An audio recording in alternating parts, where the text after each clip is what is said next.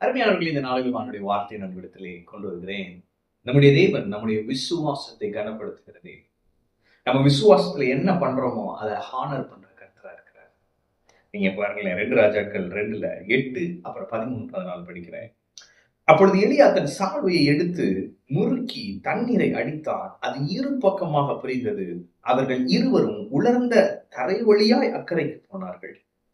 பின்பு அவன் எலியாவின் மேலிருந்து கீழே விழுந்த சால்வையை எடுத்து திரும்பி போய் யோர்தானின் கரையிலே நின்று எலியாவின் மேலிருந்து கீழே விழுந்த சால்வையை பிடித்து எலியாவின் தேவனாகிய கர்த்தர் எங்கே என்று சொல்லி தண்ணீரை அடித்தான். தண்ணீரை அடித்தவுடனே அது இரு பக்கமாக பிரிந்ததினால் எலிசா இக்கரைப்பட்டான். அப்ப எலியா ஆண்டவர் எடுத்துக்கொள்றாரு. அது போறப்ப யோர்தான் தண்ணீர் இருக்கு, சால்வை அடிக்கிறான், வெறும் தலையா மாறுனது. அப்படி தண்ணீர் இவர்களுக்கு வழி விட்டது. இவர்கள் அக்கறைப்பட்டார்கள். அதுக்கப்புறம் எலியா எடுத்துக்கொள்ளப்பட்ட போது அவன் சால்வையை பிடித்து கொண்டான். இந்த யோர்தான் நதிக்கு வரான். அவன் செஞ்ச மாதிரியே செய்யணும்ட்டு எலியாவின் தெய்வன் எங்கே என்று சொல்லி அந்த சால்வையை எடுத்து தண்ணீரில் மேல் அடிக்கிறான். ஒரு விசுவாச செயலை. அது என்ன, அவங்களுக்கு மட்டும்தான் அப்படி நடக்குமா? நானும் பண்றேன். ஆண்டவர் என்னுடைய ஆண்டவர், அவர் என் கூட இருக்கிறாரு, என் விசுவாசத்தை கனப்படுத்துவாருன்னு அவன் என்ன பண்றான்? அந்த விசுவாசத்தை செயல்படுத்துகிறான். பரலோகம் அதை ஆமோதித்தது, பரலோகம் அதை அங்கீகரித்தது.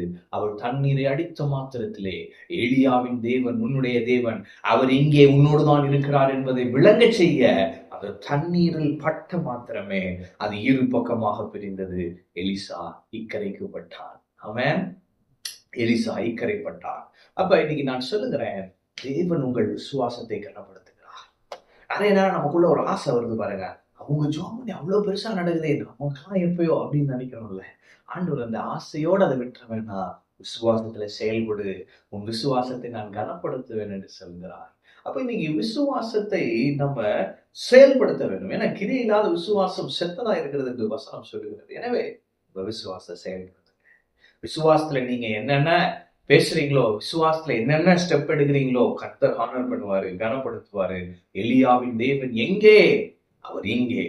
அவர் உங்களுடைய தேவன். அவர் இன்னும் சொல்ல போனா அவர் உங்களுடைய தகப்பன். ஆமென். அப்ப உங்க அப்பா பரலோக தந்தை அவர் உங்கள் விசுவாசத்தை கனப்படுத்த வல்லவர், உண்மை உள்ளவர். அவர் உங்கள் விசுவாசத்தை கனப்படுத்துவார். இந்த விசுவாசத்தினால நீங்க உங்களுக்கு சுகத்தை பேசுறீங்க.